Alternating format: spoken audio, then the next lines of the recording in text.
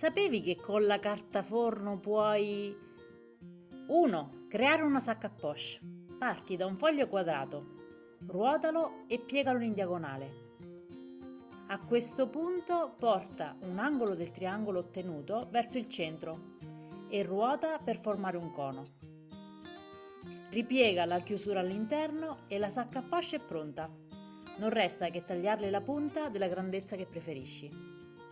2. Separare le fettine prima di congelarle. Prepara dei rettangoli di carta forno grandi quanto le fettine. Metti la prima fettina in un sacchetto per il congelatore. Aggiungi un rettangolo di carta forno e ripeti questo passaggio in modo da separarle tutte. Eviterai che le fettine si attacchino l'una con l'altra una volta congelate e potrai scongelare di volta in volta solo quelle che vuoi cucinare.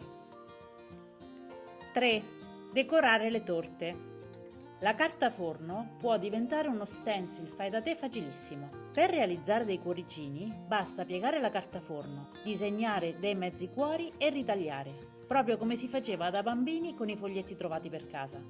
Ora basta appoggiare la carta forno sulla torta, spolverizzare con lo zucchero a velo e la decorazione è fatta.